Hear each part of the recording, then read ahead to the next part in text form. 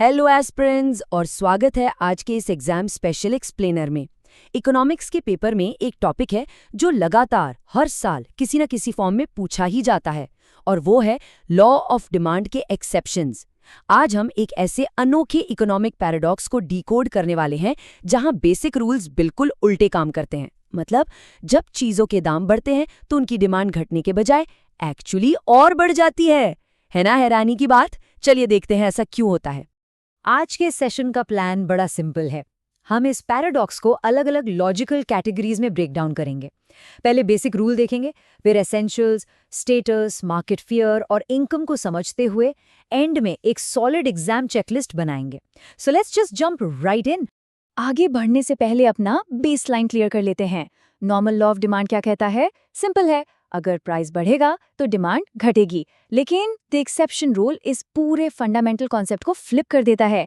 Exceptions के case में price ऊपर जाता है और उसके साथ डिमांड भी ऊपर जाती है। एकदम काउंटर इंट्यूटिव, राइट? आज हम इन्हीं सिचुएशंस पर फोकस करेंगे जहां ये बेसिक लॉ फेल हो जाता है। तो चलिए स्टार्ट करते हैं हमारी पहली कैटेगरी से, एसेंशियल्स एंड रूटीन हैबिट्स।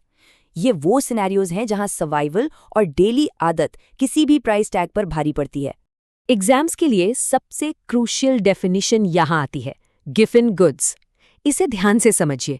ये वो इन्फीरियर गुड्स हैं जो आमतौर पर गरीब परिवार कंज्यूम करते हैं। अब सोचिए, अगर इनका प्राइस अचानक बढ़ जाए तो क्या होगा? इनकी डिमांड एक्चुअली बढ़ जाती है। रीजन बड़ा लॉजिकल है। मान लीजिए सस्ते चावल का दाम बढ़ गया। अब एक पुअर फैमिली के पास इतना बजट बचता ही नहीं कि वो कॉस्टली बेटर क्वालिटी का खाना अफोर्ड कर सके, तो पेट भरने के लिए वो बचे हुए पैसों से वही महंगा हो चुका सस्ता चावल और ज्यादा क्वांटिटी में खरीदने लगते हैं। इसके बाद आती है नेसेसरीज ऑफ लाइफ, यानी बुनियादी जरूरतें। नमक, बिजली, पानी या लाइफ सेविंग मेडिसिन्स, इनके बिना क्या काम चल सकता है? बिल्कुल नहीं। इनके दाम अगर डबल भी हो जाएं तो भी इंसान इन्हें खरीदना बंद नहीं कर सकता। जिंदगी जीने के लिए जो बेसिक नेसेसिटीज हैं उन्हें स्किप नहीं किया जा सकता, इसलिए प्राइस बढ़ने पर इनकी डिमांड पर असर नहीं पड़ता। और फिर हैं हमारे हैबिचुअल गुड्स। जब किसी चीज की आदत लग जाती है तो लॉजिक विंडो से बाहर चला जाता है। चाय, कॉफी या सिगरेट्स को ही ले लीजिए। जो लोग इनके आदी हैं वो तब भी इन्हें खरीदते हैं जब प्राइसेस काफी हाई हो जाते हैं। डेली रूटीन्स और एडिक्शन के आगे इकोनॉमिक्स का सीधा साधा मैथ कंप्लीटली कमजोर पड़ जाता है। यहाँ एक बड़ा मजेदार सवाल दिमाग में आता है, क्या ऐसा हो सकता है कि कोई प्रोडक्ट सिर्फ इसलिए और ज्यादा डिजायरेबल बन जाए क्योंकि वो महंगा हो गया है? Sounds crazy, right? पर ह्यूमन साइकोलॉजी ऐसी ही काम करती है। देखते हैं कि दिखावा और सोसाइटी का इन्फ्लुएंस हमसे क्या क्या करवाता है। ये हमारा अगला सेक्शन है, स्टेटस एंड सोशल इन्फ्लुएंस। यहाँ हम समझेंगे कि लोग अपनी सोशल स्टैंडिंग दिखाने के लिए कैसे इर्रेशनल चॉइसेस करते हैं। अब ये टेबल देखिए। एग्जाम्स में ये 3 टर्म्स हमेशा कंफ्यूज करते हैं, स्नॉब इफेक्ट, बैंडवैगन इफेक्ट और वेबलिन गुड्स। तीनों सुनने में रिलेटेड लगते हैं, बट इनका इंटरनल मोटिव बिल्कुल अलग है। एक एक्सक्लूसिविटी ढूंढता है, एक पॉपुलैरिटी और एक सिर्फ हाई प्राइस का tag. Let's break them down clearly. सबसे पहले वेबलिन गुड्स, जिन्हें प्रेस्टीज गुड्स भी कहते हैं। ये प्योरली लग्जरी आइटम्स हैं, डायमंड ज्वेलरी या सुपर लग्जरी कार्स। इनका पर्पस ही स्टेटस शो ऑफ करना होता है। अगर इनका दाम बढ़ता है तो अमीर लोग इनकी तरफ और अट्रैक्ट होते हैं, क्योंकि वो हाई प्राइस टैग अपने आप में एक बहुत बड़ा स्टेटस सिंबल बन जाता है। प्रोडक्ट जितना महंगा, प्रेस्टीज उतनी ज्यादा। उसके बाद आता है फैशन एंड डेमोन्स्ट्रेशन इफेक्ट। जब सोसाइटी में किसी नए स्मार्टफोन या ब्रांडेड शूज का ट्रेंड चलता है तो लोग उसे खरीदना कंटिन्यू रखते हैं, चाहे प्राइसेस हाई ही क्यों ना हो। फैशनेबल दिखने का और अपने सर्कल्स में एक्सेप्टेड रहने का प्रेशर अक्सर कंज्यूमर्स को महंगी डील्स एक्सेप्ट करने पर मजबूर कर देता है। फैशन ट्रेंड्स से ही निकलता है हमारा अगला पॉइंट, बैंडवैगन इफेक्ट। इसका सिंपल सा फंडा है, सब ले रहे हैं तो मुझे भी चाहिए। अगर कोई स्किन केयर प्रोडक्ट या गैजेट सोशल मीडिया पर वायरल हो जाता है तो लोग अंधाधुंध उसे खरीदते हैं। भीड़ को फॉलो करने की इस हर्ड मेंटालिटी के आगे बढ़ा हुआ प्राइस बिल्कुल मैटर नहीं करता। लेकिन स्नॉब इफेक्ट ठीक इसका ऑपोजिट है। बैंडवैगन में आप भीड़ का हिस्सा बनना चाहते हैं, पर स्नॉब इफेक्ट में आपको भीड़ से अलग और सुपीरियर दिखना होता है। यहाँ डिमांड इसीलिए बढ़ती है क्योंकि आइटम एक्सक्लूसिव है, लिमिटेड एडिशन है। अगर वो प्रोडक्ट सस्ता हो जाए और आम लोग उसे खरीदने लगें तो स्नॉब इफेक्ट वाले कंज्यूमर्स उसे रिजेक्ट कर देंगे। उन्हें सिर्फ वो चाहिए जो दूसरे अफोर्ड ना कर सकें। खैर, स्टेटस और दिखावे से थोड़ा बाहर आते हैं और एक रियल वर्ल्ड इमरजेंसी इमेजिन करते हैं। सोचिए, न्यूज़ आती है कि आधी रात से सडन नेशनल लॉकडाउन लग रहा है। ऐसे में डिमांड का क्या होता है? क्या लोग प्राइस टैग्स कंपेयर करते हैं? ये सिनेरियो हमें अगले क्रिटिकल एक्सेप्शन की तरफ ले जाता है। हमारी तीसरी कैटेगरी है मार्केट फेयर और स्पेक्यूलेशन। जब फ्यूचर को लेकर डर या अनसर्टेनिटी होती है, तब मार्केट का नॉर्मल बिहेवियर पूरी तरह कोलैप्स हो जाता है। इसे समझने के लिए फियर ऑफ स्कैर्सिटी यानी पैनिक बाइंग को देखिए। इमरजेंसी या शॉर्टेज के डर से एक एबनॉर्मल डिमांड क्रिएट होती है। लॉकडाउन के टाइम हम सबने यही तो देखा था।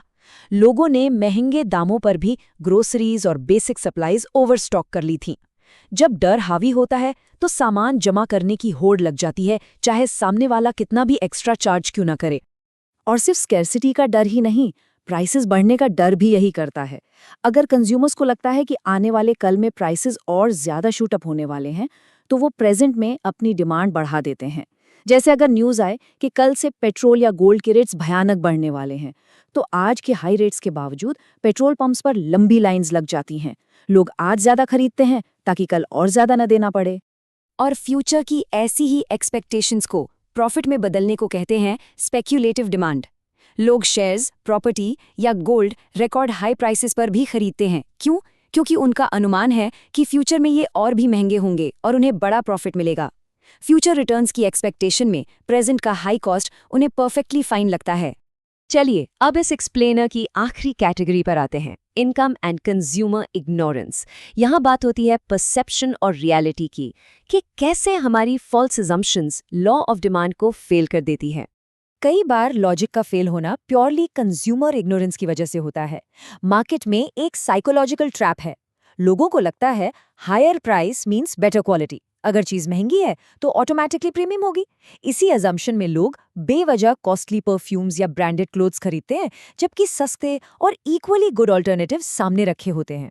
उनके दिमाग में हाई प्राइस ही क्वालिटी का अल्टीमेट प्रूफ बन जाता है। और आखिरी बड़ा एक्सेप्शन है चेंज इन इनकम। बेसिकली जब किसी की वेल्थ या इनकम बहुत ज़्यादा होती है तो उन्हें छोटी मोटी महंगाई से कोई फर्क नहीं पड़ता। Super rich consumers luxury products खरीदना जारी रखते हैं, चाहे प्राइसेस कितने भी हाइक हो जाएं। यहाँ इनकम इफेक्ट इतना स्ट्रांग होता है कि वो प्राइस इफेक्ट को ओवरशैडो कर देता है। Okay, let's wrap this up with our final exam takeaways. हमने अलग अलग एक्सेप्शंस डिटेल में देख लिए हैं। अब एग्जाम पॉइंट ऑफ व्यू से इस पूरे पैराडॉक्स का एक रैपिड फायर रिवीजन करते हैं, ताकि ये दिमाग में छप जाए। इस चेकलिस्ट को ध्यान से देखिए, ये सीधे मार्क्स स्कोर करने वाली लिस्ट है। एक क्विक रीकैप: गिफिन गुड्स का गरीबी वाला पैराडॉक्स, वेबलिन गुड्स का स्टेटस, फ्यूचर एक्सपेक्टेशंस का डर, पैनिक बाइंग, कंज्यूमर इग्नोरेंस की क्वालिटी वाली गलतफहमी, नेसेसरीज जो अवॉइड नहीं हो सकती, हैबिचुअल गुड्स की लत, फैशन का ट्रेंड, बैंड वैगन की भीड़, स्नॉब इफेक्ट की एक्सक्लूसिविटी, इनकम चेंज का वेल्थ एडवांटेज और आखिर में स्पेक्यूलेशन का प्रॉफिट। इन 12 सिनारियोज में एक चीज कॉमन है: प्राइस अप, डिमांड अप। इस डिस्कशन को एंड करते हुए एक डीप थॉट पर फोकस करते हैं। Are economic choices driven by logic, or are they entirely controlled by society, survival and speculation? हम सोचते हैं कि हम रैशनल हैं, पर क्या सच में human beings financial decisions logic से लेते हैं, या फिर सोसाइटी का प्रेशर, कल का डर और पैनिक हमें कंट्रोल करता है? इस बारे में जरूर सोचिए। आज के इस एग्जाम स्पेशल एक्सप्लेनर में जुड़े रहने के लिए शुक्रिया। रिवाइज करते रहिए, कॉन्सेप्ट्स क्लियर रखिए और best of luck for the exams.